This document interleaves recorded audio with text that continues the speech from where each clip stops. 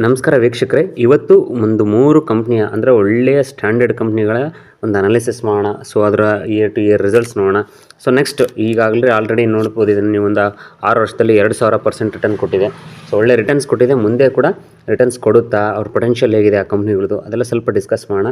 ಜೊತೆಗೆ ನೀವು ಲಾಸ್ಟ್ ವಿಡಿಯೋದಲ್ಲಿ ತುಂಬ ಜನ ಸಲಸರ್ ವಿಡಿಯೋ ಬಗ್ಗೆ ಕಂಪ್ನಿಯ ಬಗ್ಗೆ ಒಂದು ಡೀಟೇಲ್ ಅನಾಲಿಸಿಸ್ ವಿಡಿಯೋ ಕೇಳಿದ್ದೀರಾ. ಸೊ ನೆಕ್ಸ್ಟ್ ವಿಡಿಯೋ ಸಲಸರು ಮತ್ತು ಜೊತೆಗೆ ಅದ್ರ ಜೊತೆಗೆ GTL ಇನ್ಫ್ರಾಸ್ಟ್ರಕ್ಚರ್ ಕೂಡ ಕವರ್ ಮಾಡಿರಿ ಅಂತೇಳಿ ಕೆಲವರು ನನಗೆ ವಾಟ್ಸಪ್ ಮಾಡಿದರು. ಸೊ ನೀವು ಈ GTL ಇನ್ಫ್ರಾಸ್ಟ್ರಕ್ಚರು ಇನ್ನೂ ಜಾಸ್ತಿ ಜನ ಏನಾದ್ರು ಕೇಳಿದ್ರೆ ನೆಕ್ಸ್ಟ್ ವಿಡಿಯೋದಲ್ಲಿ GTL ಇನ್ಫ್ರಾಸ್ಟ್ರಕ್ಚರ್ ಕೂಡ ನಾನು ಕವರ್ ಮಾಡ್ತೀನಿ. ಅದಲ್ಲದೆ ಮತ್ತು ನೀವು ಯಾರು ಇಂಟ್ರೆಸ್ಟ್ ಇದ್ದರೆ ನಮ್ಮದು ಫ್ರೀ ಟೆಲಿಗ್ರಾಮ್ ಚಾನಲ್ ಕೂಡ ಇದೆ. ಸೊ ಇಂಟ್ರೆಸ್ಟ್ ಇದ್ದವರು ಅದರ ಲಿಂಕನ್ನು ಡಿಸ್ಕ್ರಿಪ್ಷನಲ್ಲಿ ಹಾಕಿರ್ತೀನಿ, ಜಾಯ್ನ್ ಆಗ್ಬೋದು. ಜೊತೆಗೆ ಬರುವ ಅಂದರೆ ನೆಕ್ಸ್ಟ್ ಮಾರ್ಚ್ 10ನೇ ತಾರೀಕು, ಇದೇ ತಿಂಗಳು ಮಾರ್ಚ್ 10ನೇ ತಾರೀಕು ವಿಜಯನಗರ ಜಿಲ್ಲೆಯಲ್ಲಿ ಒಂದು ಫ್ರೀ ವೆಬಿನಾರ್ ಕೂಡ ಇದೆ. ವೆಬಿನಾರ್ ಕಾರ್ಯಕ್ರಮ ಇರುತ್ತೆ ಭಾನುವಾರ. ಸೊ ಇಂಟ್ರೆಸ್ಟ್ ಇದ್ದಕ್ಕಂಥವ್ರು ನನ್ನ ಈ ಕಾಂಟ್ಯಾಕ್ಟ್ ನಂಬರ್ ಏನಿದೆ ಡಿಸ್ಕ್ರಿಪ್ಷನಲ್ಲಿ, ಅದಕ್ಕೆ ನೀವು ಕಾಂಟ್ಯಾಕ್ಟ್ ಮಾಡಿ ಅಟೆಂಡ್ ಕೂಡ ಆಗ್ಬೋದು ಫ್ರೀ ವೆಬಿನಾರು. ಸೊ ನಿಮ್ಮ ಯಾರು ಏನೋ ಸ್ನೇಹಿತರು ಅಥವಾ ನಿಮ್ಮ ರಿಲೇಷನ್ಸು ವಿಜಯನಗರ ಜಿಲ್ಲೆಯಲ್ಲಿ ಇದ್ದಾರೆ ಅಂತಂದರೆ, ವಿಜಯನಗರ ಜಿಲ್ಲೆ ಅಂದರೆ ಹೊಸಪೇಟೆ ಜಿಲ್ಲೆಯಲ್ಲಿ ಇದ್ದಾರೆ ಅಂತಂದರೆ ನೀವು ಅವರಿಗೂ ಕೂಡ ರೆಫರ್ ಮಾಡಿ, ಬೇಕಿದ್ರೆ ಅವರು ವೆಬಿನಾರನ್ನು ಅಟೆಂಡ್ ಮಾಡ್ಬೋದು. ಸೊ ಬನ್ನಿ ಇವತ್ತಿನ ವಿಡಿಯೋ ಸ್ಟಾರ್ಟ್ ಮಾಡೋಣ. ಲಾಸ್ಟ್ ಡಿಸೆಂಬರ್ ಕ್ವಾರ್ಟರ್ ರಿಸಲ್ಟ್ಸ್ ನೋಡೋದಾಯಿತು ಅಂತಂದರೆ, ಈ ಡಿಸೆಂಬರಲ್ಲಿ ಸೊ ಇದು ಸೇಲ್ಸ್ ಎಷ್ಟಿದೆ ಅಂದರೆ 2668 ಕ್ರೋರ್ಸ್ ಇದೆ. ಸೊ ಲಾಸ್ಟ್ ಕ್ವಾರ್ಟ್ರಲ್ಲಿ ಅಂದರೆ ಸೆಪ್ಟೆಂಬರಲ್ಲಿ 3871 ಕ್ರೋರ್ಸ್ ಇತ್ತು. ಸೊ ಲಾಸ್ಟ್ ಇಯರಲ್ಲಿ ಇದೇ ಸೇಮ್ ಕ್ವಾರ್ಟ್ರಲ್ಲಿ 2214 ಇತ್ತು. ಸೊ ಇಯರ್ ಟು ಇಯರ್ ನೀವು ನೋಡಿದ್ರೆ 2214 to 2668 ಅಂದರೆ ಇಯರ್ ಟು ಇಯರು ರೈಸ್ ಇದೆ. ಬಟ್ ಕ್ವಾರ್ಟರ್ ಟು ಕ್ವಾರ್ಟರ್ ನೋಡಿದ್ರೆ ಇಲ್ಲಿ 3800ಇಂದ 2600 ಹತ್ತತ್ರ 1000 ಕೋಟಿ, ನಿಯರ್ಲಿ 800 ಕ್ರೋರ್ಸ್ ಡೌನ್ ಆಗಿದೆ. ಸೊ ಏನಪ್ಪ ಇದು quarter to quarter sales down ಆಗಿದೆ. ಓಕೆ, ಸೊ ಇದನ್ನು ನೋಡಿ, ಅದೇ ಸೇಮ್ ಲಾಸ್ಟ್ ಡಿಸೆಂಬರಲ್ಲಿ ಅಲ್ಲಿ ನೋಡಿದ್ರೆ 1 ಇಯರ್ ಕೆಳಗಡೆ 2021ಅಲ್ಲಿ 1700 ಇತ್ತು. ಸೊ 2200 ಇದೆ, 2600 ಇದೆ. The same quarters year to year rise ಆಗ್ತಾ ಇದೆ. ಬಟ್ ಇಲ್ಲಿ ನೋಡಿ, ಅದಕ್ಕಿಂತ ಮುಂಚೆ ಲಾಸ್ಟ್ ಇಯರ್ದೇ ಎಕ್ಸಾಂಪಲ್ ತೊಗೊಳೋದಾಯಿತು ಅಂತಂದರೆ ಡಿಸೆಂಬರ್ 2214 ಇತ್ತು. ಯಾವಾಗ 22ನಲ್ಲಿ 3177 ಇತ್ತು. ಸೊ ನೆಕ್ಸ್ಟ್ ಅದೇ ಥರ ನೀವು ಬಂದರೆ ಸೆಪ್ಟೆಂಬರಲ್ಲಿ 3800 ಇತ್ತು, ಮತ್ತು ಡಿಸೆಂಬರಲ್ಲಿ ಕಡಿಮೆ ಆಗಿದೆ. ಇಲ್ಲೂ ಅಷ್ಟೇ, ಸೆಪ್ಟೆಂಬರಲ್ಲಿ ಜಾಸ್ತಿ ಇತ್ತು, ಡಿಸೆಂಬರಲ್ಲಿ ಕಡಿಮೆ ಆಗಿದೆ, ಸೆಪ್ಟೆಂಬರಲ್ಲಿ ಜಾಸ್ತಿ ಇತ್ತು, ಡಿಸೆಂಬರ್ ಕಡಿಮೆ ಆಗಿದೆ. ಅದಕ್ಕಿಂತ ಜಾಸ್ತಿ ಜೂನಲ್ಲಿತ್ತು. ಸೊ ಲಾಸ್ಟ್ ಇಯರ್ ಸೇಮ್ ನೋಡಿರಿ, ಅದಕ್ಕಿಂತ ಜಾಸ್ತಿ 4900 ಇದರಲ್ಲಿತ್ತು, ಜೂನಲ್ಲಿತ್ತು. ಅಂದರೆ same pattern year to year ಆಗ್ತಿದೆ. ಸೊ ನೆಟ್ ಪ್ರಾಫಿಟ್ ನೋಡಿರಿ, ನೆಟ್ ಪ್ರಾಫಿಟ್ ನೋಡ್ತಾ ಇತ್ತು ಅಂತಂದರೆ ಈ ಕ್ವಾರ್ಟ್ರಲ್ಲಿ ಇದು 144 ಕ್ರೋರ್ಸ್ ಇದೆ. ಲಾಸ್ಟ್ ಕ್ವಾರ್ಟ್ರಲ್ಲಿ 514 ಕ್ರೋರ್ಸ್ ಇತ್ತು. Last year 82 crore. Year to year 82 crore to 144. But quarter to quarter 500 to 144 crore. ತುಂಬ ಡಿಕ್ರೀಸ್ ಇದೆ. ಇಯರ್ ಟು ಇಯರು ಒಳ್ಳೆ ಇಂಪ್ರೂವ್ಮೆಂಟ್ ಇದೆ. ಸೊ ಇದನ್ನು ರಿಸಲ್ಟ್ ನೋಡಿದ ತಕ್ಷಣ ಯೂಶ್ವಲಾಗಿ ಕೆಲವರು ಅಂದರೆ ಸರಿಯಾಗಿ ಗೊತ್ತಿಲ್ಲದಂತಾರೆ ಏನಪ್ಪ ಡಿಸಿಷನ್, ಇದು ಇಯರ್ ಟು ಇಯರ್ ಇದೆ ಬಟ್ ಕ್ವಾರ್ಟರ್ ಟು ಕ್ವಾರ್ಟರ್ ತುಂಬ ಕಡಿಮೆ ಇದೆ, ರಿಸಲ್ಟ್ಸ್ ತುಂಬ ಖರಾಬ್ ರಿಸಲ್ಟ್ಸ್ ಅಂತ ಕೆಲವೊಂದು ಯೂಟ್ಯೂಬಲ್ಲಿ ಹೇಳ್ಬಿಡ್ತಾರೆ. ಖರಾಬ್ ರಿಸಲ್ಟ್ಸ್ ಅಂತ ಯೂಟ್ಯೂಬಲ್ಲಿ ಹೇಳಿದ ತಕ್ಷಣ ಕೇಳಿ ನೀವು ಕೊಟ್ಟರೆ ನಿಜವಾಗ್ಲೂ ಇಂಥ ಕಂಪ್ನಿಯನ್ನು ನೀವು ಲಾಸ್ ಮಾಡ್ಕೊಂಡ್ರಂತೆ. ಯಾಕೆ ಅಂದರೆ ಇದ್ರದ್ದು ಅನಾಲಿಸಿಸ್ ನಾನು ಹೇಳ್ತೀನಿ ನೋಡಿರಿ. ಇಯರ್ ಟು ಇಯರ್ ನೋಡ್ತಾ ಹೋಯ್ತು ಅಂದರೆ 2014ನಲ್ಲಿ 2500 ಕೋರ್ಸ್ ಇದ್ದಿದ್ದು. ಸೊ ಸ್ವಲ್ಪ ಅಪ್ಪು ಡಿಪ್ ಇದ್ದೇ ಇರುತ್ತೆ, 5000 8000. ಈಗ ಲಾಸ್ಟ್ ಇದರಲ್ಲಿ ಎಷ್ಟಾಯ್ತಪ್ಪ ಅಂತಂದರೆ ಡಿಸೆಂಬರಲ್ಲಿ 16,000 ಕ್ರೋರ್ಸ್, 13,000 ಇದ್ದಂಥದ್ದು 16,000 ಕ್ರೋರ್ಸ್. ಅಂದರೆ 2014ರಲ್ಲಿ 2500 ಇರ್ತಕ್ಕಂಥದ್ದು ಇವತ್ತು 14,000 ಕೋಟಿಗೆ ಬಂದಿದೆ. ಇದರದ್ದು ನೆಟ್ ಪ್ರಾಫಿಟ್ ನೀವು ನೋಡ್ತಾ ಹೋಯ್ತು ಅಂತಂದರೆ 113 ಕೋಟಿ. ಒಂದು ಸರಿ ಲಾಸ್ ಇತ್ತು 20 ಕೋಟಿ, 113 ಕೋಟಿ ಇರ್ತಕ್ಕಂಥದ್ದು 2100 ಕೋಟಿ ಪ್ರಾಫಿಟ್, 2100 ಕೋಟಿ ಪ್ರಾಫಿಟ್ಟು. ಸೊ ಡಿವಿಡೆಂಡ್ ನೋಡಿ, ಸೂಪರ್ಬಾಗಿ ಡಿವಿಡೆಂಡ್ ಕೊಡ್ತಿದೆ, 20% ಆ್ಯಾವ್ರೇಜ್ ಮೇಂಟೈನ್ ಮಾಡ್ತಾಯಿದೆ. ಇದರ ಒಂದು ಶೇರ್ ಹೋಲ್ಡಿಂಗ್ ಪ್ಯಾಟ್ರನ್ ನೋಡಿದ್ರೆ, ಸೊ ಪ್ರಮೋಟರ್ಸು ಒಳ್ಳೆ share holding 63, FIIs 26%, DIIs 3.5, public only 6%. Super share holding pattern ಇದೆ.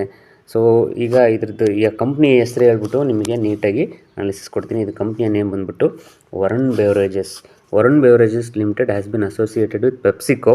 ಸೊ ಪೆಪ್ಸಿಕೋ ಗೊತ್ತಲ್ಲ, Pepsi brand since the 1990s and is a key player in the beverage industry and one of the largest franchisee of PepsiCo in the world.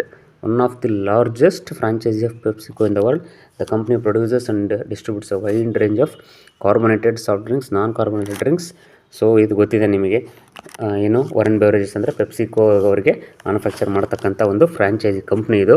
So ಇದು ಯಾಕಪ್ಪ ನೀವು ನೋಡಿದ್ರಲ್ಲ sales June ಸೆಪ್ಟೆಂಬರಲ್ಲಿ ಸೀಸನ್ನಲ್ಲಿ ಜೂನಲ್ಲಿ ಅತಿ ಹೆಚ್ಚು ಇರುತ್ತೆ, ಅಂದರೆ ಏಪ್ರಿಲ್ ಮೇ ಮಾರ್ಚಲ್ಲಿ ಅತಿ ಹೆಚ್ಚಿರುತ್ತೆ. ಸೊ ಜೂನಲ್ಲಿ ತುಂಬ ಸ್ಪೈಕ್ ಆಗಿರುತ್ತೆ, ಸ್ವಲ್ಪ ಸೆಪ್ಟೆಂಬರ್ ಮತ್ತು ಡಿಸೆಂಬರಲ್ಲಿ ಕ್ವಾರ್ಟರ್ಸಲ್ಲಿ ಡಿಪ್ ಆಗಿರುತ್ತೆ ಸೇಲ್ಸು, ಮತ್ತು ಅಗೇನ್ ಜನವರಿಯಿಂದ ಪಿಕಪ್ ಆಗ್ತಾ ಮತ್ತು ಜೂನ್ ತನಕ ಒಳ್ಳೆ ಸೇಲ್ಸ್ ಇದೆ.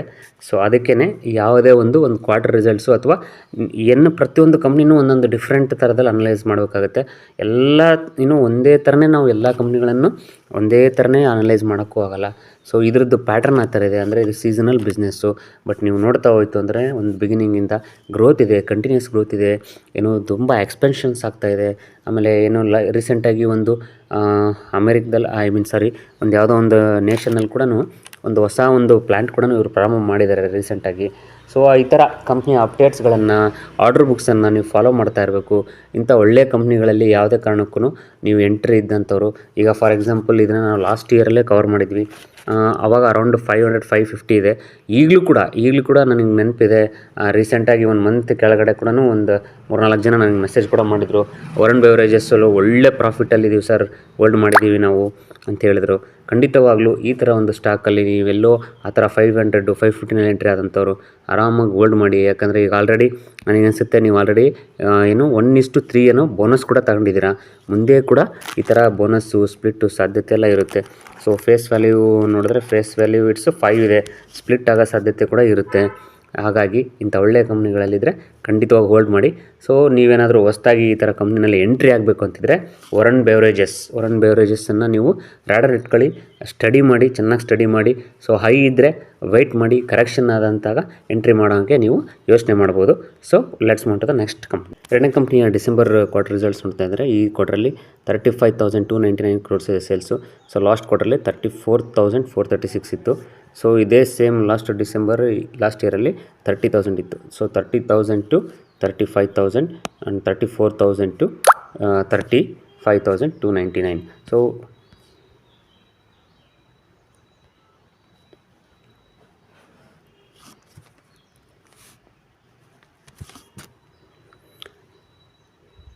ಎರಡನೇ ಕಂಪ್ನಿಯ ಸೇಲ್ಸ್ ನೋಡೋದಾಯಿತು ಅಂತಂದರೆ ಡಿಸೆಂಬರ್ ಕ್ವಾರ್ಟರ್ದು 35,000, ಅಂದರೆ ಈ ಕ್ವಾರ್ಟರ್ದು 35,299 crores ಇದೆ. ಸೊ ಲಾಸ್ಟ್ ಕ್ವಾರ್ಟರಲ್ಲಿ 34,436 ಇತ್ತು. ಸೇಮ್ ಲಾಸ್ಟ್ ಇಯರಲ್ಲಿ 30,621 ಇತ್ತು. ಸೊ 30,000 to 35,000, 34,000 to 35,000, ಅಂದರೆ both quarter to quarter, year to year ಎರಡರಲ್ಲೂ ಕೂಡ ಇನ್ಕ್ರೀಸ್ ಇದೆ ಯಾವುದು ಸೇಲ್ಸಲ್ಲಿ. ಸೊ ನೀವು ಇಯರ್ ಟು ಇಯರ್ ನೋಡಿದ್ರೆ 30,000 crores to 35,000 crores ಅಂದರೆ ಇದು 100-200 crore ಅಲ್ಲ, 35,000 ಕೋಟಿ, ಅಂದರೆ 30,000-35,000 ಕೋಟಿ ಜಂಪ್ ಆಗಿದೆ ಅಂತಂದರೆ ಇಷ್ಟು ದೊಡ್ಡ ಕಂಪ್ನಿ ಈ ಮಟ್ಟಕ್ಕೆ ಸೇಲ್ಸನ್ನು ಇನ್ನೂ ಇನ್ಕ್ರೀಸ್ ಮಾಡ್ತಾಯಿದೆ ಅಂದರೆ ಒಂದು ಒಳ್ಳೆಯ ರಿಸಲ್ಟ್ ಲಕ್ಷಣನೇ ಕೂಡ ಇದು.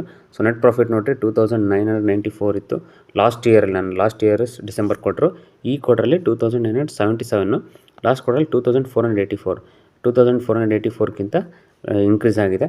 ಸೊ ಇದು ಆಲ್ಮೋಸ್ಟ್ ಸೇಮ್ ಇದೆ ಇಯರ್ ಟು ಇಯರು.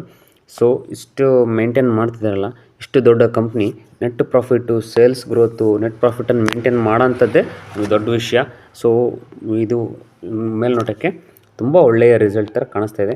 ಸೊ ಇನ್ನು ಇಯರ್ ಟು ಇಯರ್ ನೋಡ್ತಾ ಹೋಯ್ತು ಅಂದರೆ 83,000 crores ಇದ್ದಂಥದ್ದು 83,000 crores ಇದ್ದಂಥ 270ನಲ್ಲಿ ಈಗ ಲಾಸ್ಟ್ ಇಯರ್ಗೆ 1,21,000 crores.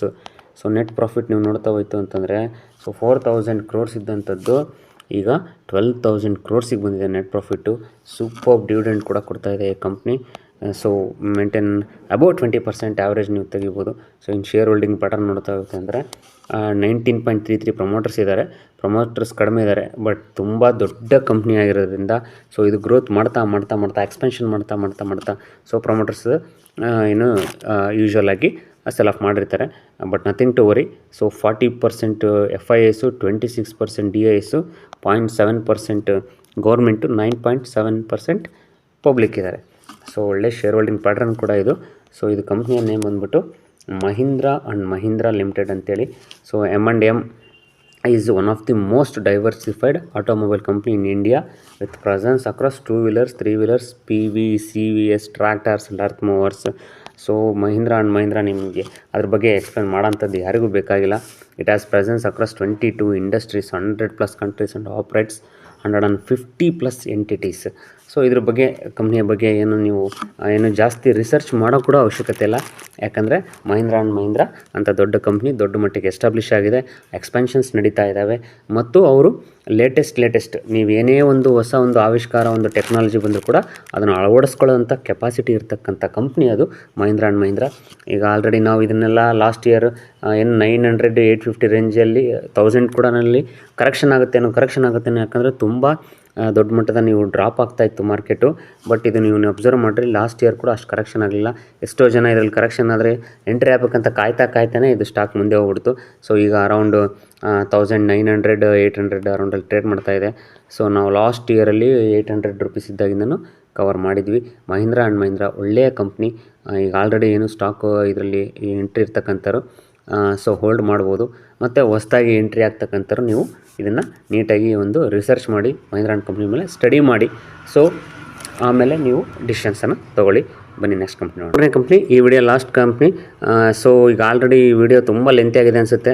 ಆಮೇಲೆ ಏನಪ್ಪ ಸಬ್ಸ್ಕ್ರೈಬರ್ಸ್ ಮೊದಲೇ ಏನು ಕಂಪ್ಲೇಂಟ್ ಇತ್ತು ಲಾಸ್ಟ್ ವಿಡಿಯೋಗಳಲ್ಲಿ ಇವರು ಸರಿಯಾಗಿ ಹೆಸರು ಹೇಳಲ್ಲ ಅಂತ. ಆಮೇಲೆ ಈಗ ಏನಪ್ಪ ಕುಯ್ತೇನೆ ಅಂತ ಬೇರೆ ಬೈಕಬೇಡ್ರಿ, ಅದಕ್ಕೆ ಬರೀ ಜಸ್ಟ್ ಹೆಸರೊಂದು ಹೇಳ್ಬಿಡ್ತೀನಿ. ಇದು ರೈಮಂಡು.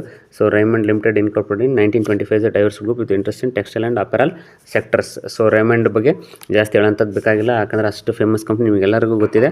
ಸೊ ಇವಾಗ ಬರೀ ಹೆಸರಷ್ಟೇ ಹೇಳ್ತಾ ಇದ್ದೀನಿ. ಸೊ ನೆಕ್ಸ್ಟ್ ವಿಡಿಯೋದಲ್ಲಿ ಇದ್ರದ್ದು ಏನು ಫಂಡಮೆಂಟಲ್ಸು ಮತ್ತು ಬೇಕಿದ್ರೆ ಪೂರ್ತಿ ಎಲ್ಲ ಕವರೇಜನ್ನು ಮಾಡೋಣ. ಸೊ ಇದನ್ನು ನಾವೆಲ್ಲ 1.5 ಇಯರಿಂದ ಕೂಡ ಫಾಲೋ ಅಪ್ ಮಾಡ್ತಾ ಇದ್ದೀವಿ. ಸೊ ಒಳ್ಳೆಯ ಕಂಪ್ನಿ. ನೀವು ಕೂಡ ಇದ್ರ ಬಗ್ಗೆ ಸ್ವಲ್ಪ ಸ್ಟಡಿ ಮಾಡಿ. ಮತ್ತು ಇದ್ರ ಬಗ್ಗೆ ಏನಾರು ಮಾಹಿತಿ ಬೇಕಿತ್ತಂದರೆ ಕಮೆಂಟ್ಸ್ ಹಾಕಿ ಅಥವಾ ನನ್ನ ಕಾಂಟ್ಯಾಕ್ಟ್ ನಂಬರ್ ಇದೆ, ಕಾಂಟ್ಯಾಕ್ಟ್ ಮಾಡಿ. ಸೊ ಇಷ್ಟು ಹೇಳ್ತಾ ಈ ವಿಡಿಯೋ ಮುಗಿಸೋಣ. ಮುಂದಿನ ವಿಡಿಯೋದಲ್ಲಿ ಸಿಗ್ತೀನಿ. ಅಲ್ಲಿವರೆಗೂ ಗುಡ್ ಬೈ, ಟೇಕ್ ಕೇರ್.